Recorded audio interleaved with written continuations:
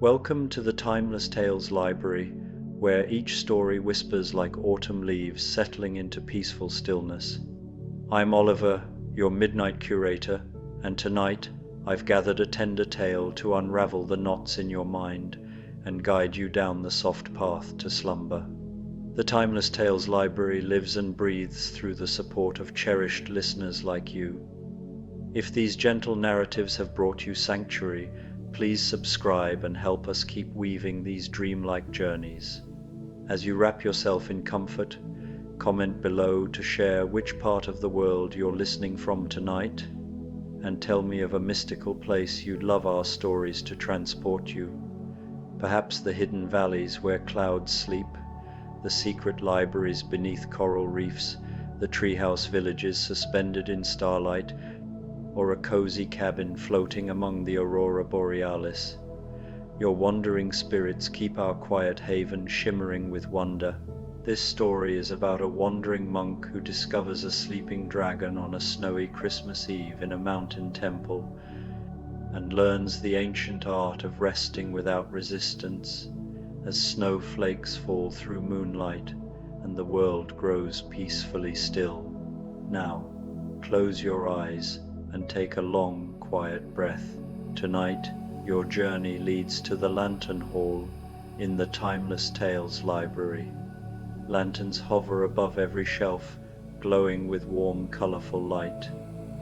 Each lantern illuminates a story, and the reflection of their glow shimmers across polished wood floors. The gentle scent of parchment and wax fills the air, soft and comforting. Sink into your bed, your cozy corner in this luminous hall. Release your hands, your shoulders, your toes. Let the gentle sway of the lantern's glow lull your body and mind into stillness. Follow the path of light along the shelves. Let each lantern's story drift into your imagination, carrying you softly into the calm of night. Floating to sleep on a dragon's wing, a cozy Christmas dream, a Zen Sleep Story. The path up the mountain had grown quiet under the weight of fresh snow. Each footstep made a soft whispering sound, like the pages of an old book turning in an empty library. The monk walked slowly, her walking stick finding purchase in the white blanket that had transformed the familiar trail into something dreamlike and new. Above, through the bare branches of winter plum trees, the moon hung full and luminous, its light turning the snowflakes into tiny stars that drifted down through the darkness with infinite patience. She had been walking for many hours, though time felt different on this night. It was Christmas Eve, a festival she had learned about from travelers who passed through the village below, and something in the air felt suspended, as though the world itself was holding its breath between one moment and the next. The temple she sought was still another hour's climb, nestled in a grove of ancient cedars that stood like silent guardians around a natural hot spring. She had visited many times before, but never in winter, never when snow transformed everything into softness and shadow. The cold was gentle rather than harsh. It touched her cheeks with curious fingers, made her breath visible in small clouds that dissipated into the moonlit air.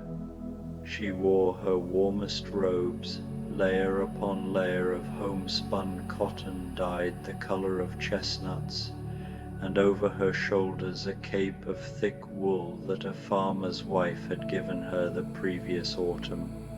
Her feet were wrapped in cloth and straw sandals, and though the snow was cold, the walking kept her warm enough. Besides, she had learned long ago that resistance to cold only made it feel colder, while acceptance allowed the body to find its own warmth from within. As she climbed higher, the trees grew denser, their branches heavy with snow that occasionally released in soft cascades, falling with whispers and sighs. The forest smelled of pine and winter earth, of wood smoke from distant hearths, and underneath it all, something else, something green and ancient, that spoke of the life sleeping beneath the frozen ground, waiting for spring with the same infinite patience as the falling snow. The path curved around a large boulder, its surface painted white by the storm, and there, just ahead, she could see the first torii gate that marked the temple grounds. It was a simple structure of weathered wood, standing like an invitation between one world and another. She paused beneath it, bowing slightly as was her custom, and felt something shift in the air. The quality of silence deepened, even the wind seemed to hold itself still. Beyond the gate, stone lanterns lined the path, each one wearing a perfect cap of snow that glowed luminous in the moonlight. The monk walked between them slowly, her footsteps the only sound, until she reached the main courtyard of the temple. The buildings were dark and peaceful, their paper windows softly lit from within by what must have been a single candle or ember. Smoke rose from the chimney in a thin stream, carrying the scent of cypress wood and something sweeter, perhaps incense or tea being prepared for a solitary vigil. But it was not the temple building that caught her attention and held it completely. It was the dragon. It lay curled in the center of the courtyard, around the base of an enormous pine tree whose branches spread like a canopy above. The dragon was vast, its body forming a perfect circle, perhaps 20 paces across, and yet there was nothing frightening about its presence.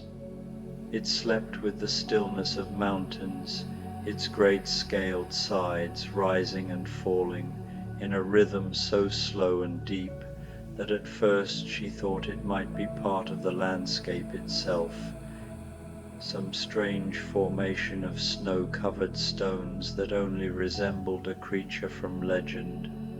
But no, as she stood perfectly still, watching, she could see the slight flutter of its nostrils with each breath, see the way moonlight caught on scales that were not white with snow, but were themselves the color of fresh snow, opalescent and pure, shading to pale blue in the shadows, to silver where the moon touched most directly.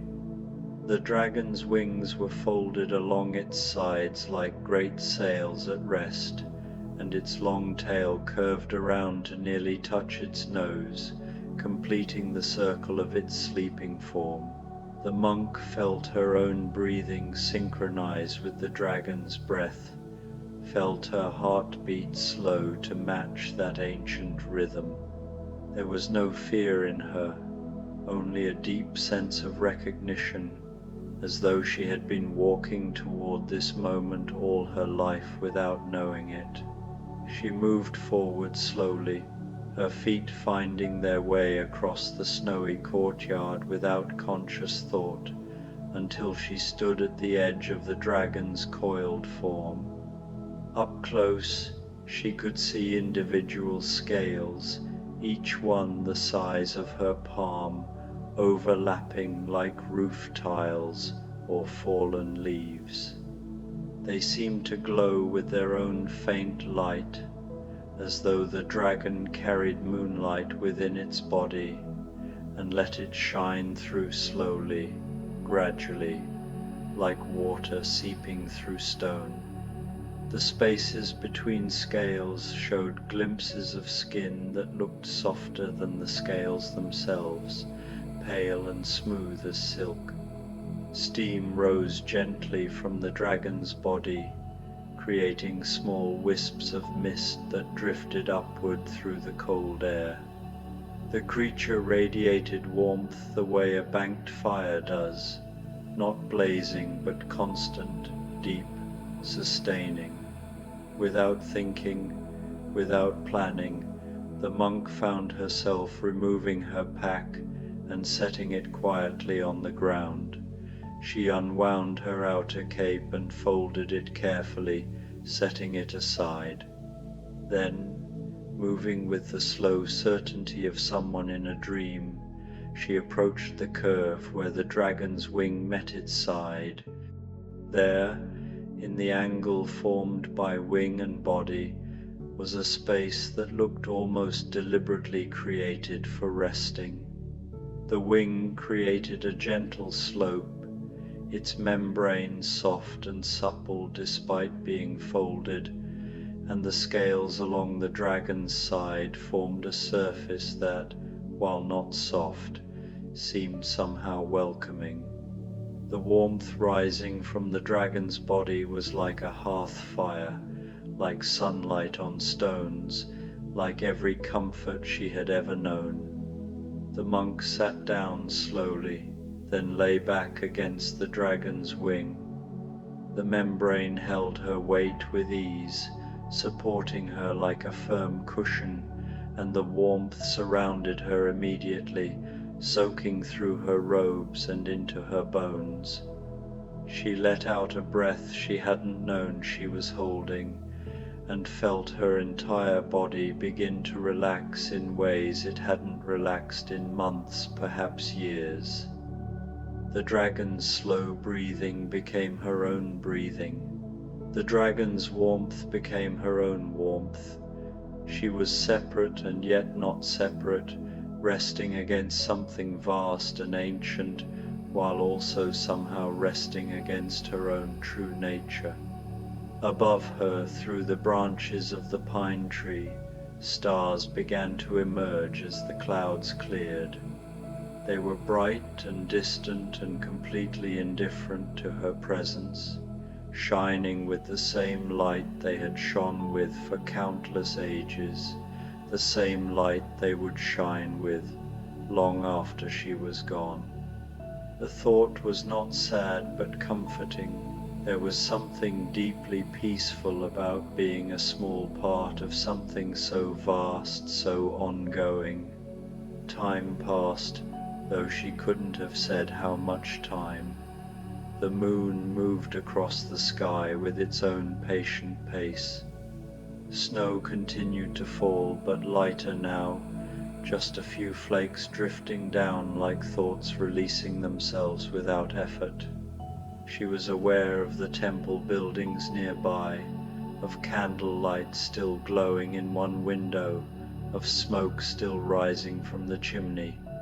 Somewhere inside, perhaps, a monk or nun sat in meditation tending the fire, keeping vigil through this longest night. The dragon breathed, she breathed. The pine tree stood in its stillness, older than memory. The mountain held them all, patient and unmoving, wearing its mantle of snow the way it had worn stone for countless centuries. Gradually, she became aware that she was not quite alone in her wakefulness. From the temple building, a door slid open with barely a whisper. An old nun emerged, moving with the careful grace of someone who has lived many winters in mountains. She wore robes of dark grey, and her head was wrapped in white cloth against the cold.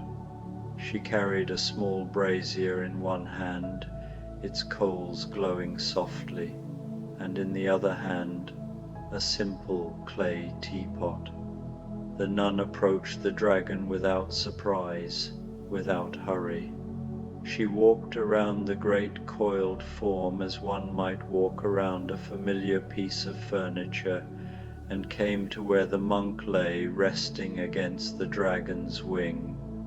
The old nun's face was lined with years, but her eyes were bright and knowing. She smiled slightly, set down the brazier, and arranged herself sitting in the snow with the ease of someone who no longer found discomfort uncomfortable. "Tea?" the old nun asked, her voice barely above a whisper, soft as snowfall. The monk nodded, finding she could not quite speak yet, and the nun poured from the pot into a single small cup. She handed it to the monk, who took it gratefully, feeling the warmth of the clay against her palms. The tea was simple green tea, but it tasted of mountains and mist, of all the places water travels before becoming rain, before becoming rivers, before being gathered and steeped and offered as a gesture of welcome. They sat in silence for a long moment, the two monks and the sleeping dragon, while the moon continued its patient journey across the winter sky. Finally, the old nun spoke again, still in that whisper that was barely sound. "She comes every year on this night," she said, gesturing slightly toward the dragon. "She has been coming for longer than the temple has stood here, longer than the pine tree has grown. She comes on the longest night to sleep in the place where the earth's warmth rises through the stones, where the spring feeds into the pool behind the temple. She comes to remember what it is to rest completely." The monk sipped her tea and listened. The old nun continued, her words coming slowly with pauses like the spaces between snowflakes. "I used to wonder why a dragon would need to rest.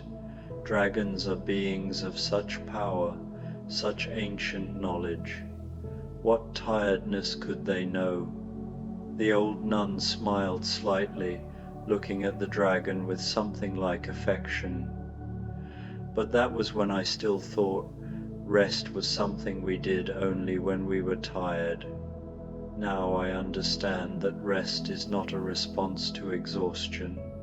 Rest is a practice. Rest is a returning to what we are when we are not trying to be anything at all." The moon emerged fully from behind a cloud, and its light fell across the courtyard with renewed brightness, catching on the snow, on the dragon's scales, on the thin steam rising from the tea. "The dragon teaches this," the old nun said. "She does not sleep because she must.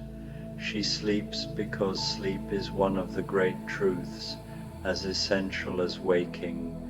She rests not as a pause before action, but as an action itself, complete and whole. And in her resting she reminds us that the universe itself is always both resting and acting at once. The stars rest in their shining, the snow rests in its falling, the mountain rests in its standing." The monk felt the truth of these words settle into her like the warmth from the dragon's body, like the tea warming her from within. She had walked so far, for so many years, thinking that movement was what mattered, that seeking was the path itself. But here, resting against the dragon's wing, she understood that sometimes the path was also stopping. Sometimes seeking meant allowing yourself to be found. "You may rest here as long as you wish," the old nun said, beginning to rise with slow care from her seat in the snow. The dragon does not mind sharing her warmth. In truth, I think she prefers company, though she would never ask for it. When morning comes and she wakes, she will be pleased to find she has been a bed for a weary traveler. Dragons are proud creatures, but their pride is not the pride of appearance. It is the pride of purpose fulfilled. And what higher purpose than to offer comfort on a cold night? The old nun gathered her teapot and brazier, but left the cup for the monk to finish. She bowed slightly, the gesture including both the monk and the dragon, and then turned to make her way back to the temple building. The door slid shut behind her with barely a sound, and once again there was only silence, only the slow breathing of the dragon, only the falling snow. The monk finished her tea slowly, letting each sip warm her throat, then set the cup aside in the snow where it would be easy to find in the morning. She settled back more fully against the dragon's wing, adjusting her position slightly until she found the perfect spot where the wing's support met the warmth rising from the dragon's body, where her head could rest comfortably and her legs could stretch out, where everything was exactly as it needed to be.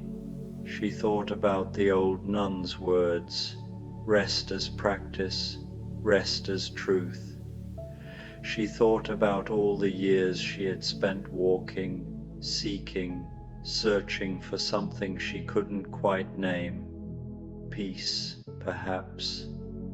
Understanding, enlightenment, the usual things seekers sought. But what if the seeking itself was a kind of resistance? What if peace was not something to find, but something to allow? What if enlightenment was not a destination, but a way of being that included rest as much as effort, sleep as much as waking? The dragon's breathing continued, slow and steady, like waves on a distant shore. The monk felt her own breath slowing further, deepening, becoming part of that same rhythm.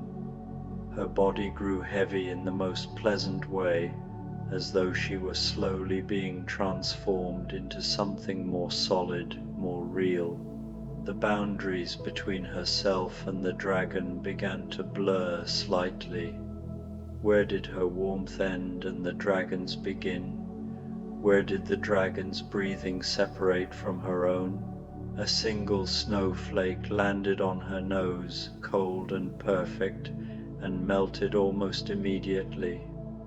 More snowflakes followed, but they seemed to fall more slowly now, as though time itself was learning to rest. The stars above had multiplied, filling every space between the pine branches with their patient light. The moon was so bright it cast shadows, blue-grey shadows that made the whole world look like it had been painted in shades of silver and pearl. The monk's eyes grew heavy. She did not fight it. There was no reason to fight it. Sleep was coming the way spring comes, inevitable and welcome, and she could feel it approaching like a friend she had not seen in a long time. Her last waking thoughts were not thoughts at all, but impressions, feelings, sensory whispers, the warmth of the dragon, the softness of falling snow, the distant sound of water moving beneath ice, the smell of pine and cedar and winter earth.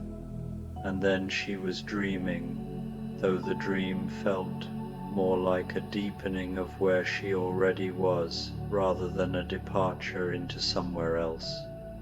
In the dream, she was still resting against the dragon's wing, but now the dragon's eyes were open, regarding her with ancient kindness. The dragon's eyes were the color of morning sky, pale blue shading to gold at the edges, and they held depths that seemed to contain entire worlds. "You carry so much," the dragon said, though its mouth did not move. The words simply appeared in her mind, like ripples appearing on still water. "You carry questions like stones in your pockets. You carry searching like a yoke across your shoulders. But here, now, you can set it all down." The questions will still be there in the morning if you need them. The searching will wait for you. But for now, just rest. Just be a warm creature on a cold night, safely held, needing nothing, seeking nothing, simply breathing. In the dream, the monk felt something release inside her chest, something she had been holding tight for so long she had forgotten it was not a natural part of her body. It felt like a fist unclenching, like ice melting, like morning mist burning away in sunlight, and with that release came a feeling she could only describe as vastness. She was vast. She was as vast as the dragon, as vast as the mountain, as vast as the space between stars. And at the same time she was perfectly small, perfectly contained, a single point of consciousness held gently in the palm of something much larger than herself. This is what I remember, the dragon continued. When I come here each year to sleep, I remember that even dragons must rest, even mountains erode, even stars burn out eventually. Everything that rises falls, everything that gathers scatters, everything that begins will end. And this is not sad, this is not loss. This is simply how things are, and how things are is perfect in its impermanence. The snow falls, knowing it will melt. The moon wanes, knowing it will wax again. And I sleep knowing I will wake, but treasuring the sleeping itself, not as preparation for waking, but as its own complete and perfect thing. The dream deepened further until the monk could no longer tell the difference between dreaming and sleeping, between sleeping and resting, between resting and simply being. She was aware, dimly, of her body against the dragon's wing, of warmth and cold, of breath moving in and out. But these sensations seemed distant now, like memories of sensations rather than the sensations themselves. She was falling deeper into rest, deeper into sleep, deeper into a place that had no bottom and needed no bottom, that simply continued to deepen infinitely, comfortably, perfectly. This was a surrender to the vastness within, a letting go of all distinctions, where the boundaries of self dissolved into the quiet expanse of existence. The monk felt no need to grasp or define this state. It was enough to be carried by it, to drift in its endless currents, to trust that whatever held her now was as ancient and reliable as the mountain beneath her. Time passed in the way time passes for sleeping dragons and sleeping monks, for mountains and stars and the slow turning of the earth. The moon crossed the sky and began to descend toward the far horizon. The snow stopped falling. The stars wheeled overhead in their ancient patterns, tracing paths that had been followed for eons, indifferent to the fleeting concerns of those below. And in the temple courtyard, two beings breathed together, their breath visible in small clouds that rose and mingled and disappeared into the cold air like prayers ascending. Each breath was a quiet offering, a wordless communion between the monk and the dragon, between the living and the eternal, between the fleeting and the timeless. The air itself seemed to hold them, cradling their shared stillness, weaving their breaths into the fabric of the night. Somewhere in the deepest part of the night, the old nun emerged once more from the temple. She had brought a thick blanket woven of wool and silk, dyed the deep blue of twilight, its fibers soft yet sturdy, carrying the faint scent of the herbs used in its dyeing. She approached the sleeping forms quietly, her feet barely disturbing the fresh snow, each step deliberate, as if she were part of the silence rather than an interruption of it.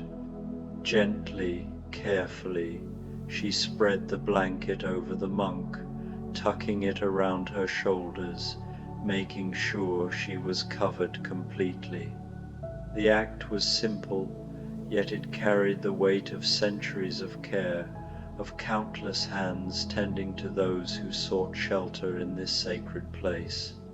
Then she stood for a moment, looking at the scene, the dragon, its scales shimmering faintly under the moonlight, the monk, small and still against its vast form, the pine tree standing sentinel, the moonlight painting everything in shades of silver and blue, as if the world had been dipped in liquid starlight. She placed her palms together and bowed deeply, a bow of gratitude and recognition. Gratitude for the dragon's annual visit, a ritual as old as the temple itself, a reminder of the bond between the earthly and the divine. Gratitude for the monk who had found her way here on this particular night, her presence a thread in the tapestry of the temple's long history. Gratitude for the cold that made warmth precious, for the dark that made light visible, for the silence that allowed her to hear the quiet breathing of creatures at rest. This gratitude was not a fleeting emotion, but a practice, honed over decades of watching the seasons turn, of tending the temple's fires, of listening to the mountain's quiet wisdom. She saw in this moment a perfection that needed no explanation, a completeness that asked for nothing more than to be witnessed. Then she returned to the temple, to her own meditation cushion, to tend the fire and keep vigil until morning came. The fire crackled softly, its light dancing on the temple walls, casting shadows that seemed to tell stories of their own. She sat in stillness, her breath steady, her mind clear, holding space for the night, for the dragon and the monk, for the world that turned beyond the temple's walls. Her vigil was not one of effort but of presence, a quiet act of devotion to the rhythm of existence, to the cycles of rest and awakening that bound all things together. The monk slept on dreamlessly now, deeply now, held safely in the curve of the dragon's wing. The blanket kept her warm even as the night grew colder, even as frost began to form on the pine branches, glittering like diamonds in the moonlight. She slept the way children sleep, the way animals sleep in their dens, the way the earth itself sleeps beneath its blanket of snow, waiting for spring but not waiting impatiently, not waiting with anxiety or expectation, simply waiting the way stones wait, the way water waits in winter to flow again. This sleep was a return to something elemental, a remembrance of the body's ancient wisdom, of its ability to rest without striving, to be without becoming. The monk's breath slowed, each exhale a release, each inhale a quiet affirmation of life. And the dragon slept its dragon sleep, ancient and deep, dreaming whatever dreams dragons dream. Perhaps it dreamed of flying through summer skies, of diving through clouds, of the joy of movement and power and grace. Or perhaps it dreamed of this, of sleeping in the cold, of sharing warmth with a stranger, of the perfect stillness of a winter night in the mountains, of being exactly what it was in exactly the right place at exactly the right time. Its dreams, if they could be called that, were vast and unhurried, woven from the threads of countless winters, countless flights, countless moments of stillness shared with the world below. The dragon's presence was a bridge between the ephemeral and the eternal, its breath a steady rhythm that anchored the night. The moon descended toward the horizon, growing larger and more golden as it fell, like a great lantern being slowly lowered by invisible hands. The stars began to fade as the sky in the east started to shift from black to deepest blue, from blue to gray, from gray to that particular shade that precedes dawn, the color of pearl, the color of possibility. This gradual lightening was not a demand but an invitation, a reminder that all things turn, that darkness gives way to light as naturally as sleep gives way to waking. The world held its breath in that in-between moment, poised between night and day, between rest and renewal. But dawn was still far off. There were hours yet of darkness, hours yet of rest, hours yet of the night holding the world gently in its careful hands. The monk slept on, her body soft against the dragon's wing, her mind free of the need to know or understand. The dragon slept on, its scales catching the last of the moonlight, holding it like a promise. The pine tree stood in its stillness, its branches heavy with snow, its roots deep in the mountain's heart. The mountain held them all, unmoving, unchanging, yet alive with the quiet pulse of existence. And in that holding, in that perfect stillness, in that complete rest, there was nothing missing, nothing needed, nothing sought, nothing found. There was only what there was, warmth and cold, breath and stillness, sleeping and being, a moment stretching toward forever, forever contained in a single moment. This was the heart of the night, the heart of the mountain, the heart of the dragon, and the monk, a place where distinctions dissolved, where all was one, where the act of being was enough. The snow on the dragon's scales caught the last of the moonlight and held it, glowing softly, like embers, like stars, like all the light in the world gathered and offered gently as a gift to the sleeping night. Each flake was a tiny prism, reflecting the light in 1,000 directions, a silent symphony of beauty that needed no audience. The dragon's scales, ancient and weathered yet luminous, seemed to hold the memory of countless such nights, each one a jewel in the vast treasury of time. And the monk, resting against the dragon's wing, knew nothing of this beauty and needed to know nothing, because she was part of it, breathing it, being it, held safely in its center, floating peacefully toward morning on the gentle rhythm of a dragon's breath, wrapped in warmth and silence and the infinite patience of everything that rests without resistance, everything that sleeps without fear, everything that lets go completely and discovers that in letting go, nothing essential is lost. Her presence was not separate from the night, not separate from the dragon or the snow or the mountain.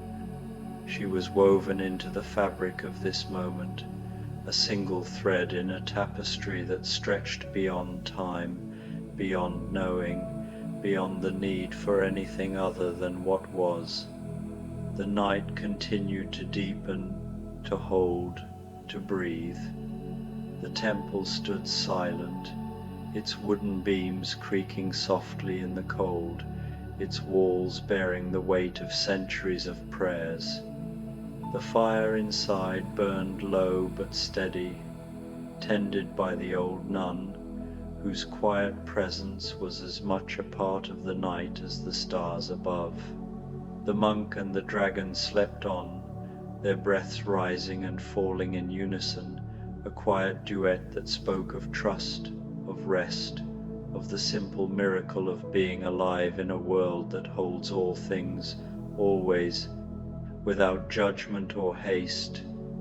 Only the weight falls away, only the weight, and what remains is lighter than snow, lighter than moonlight, lighter than breath itself, floating, resting, still, home,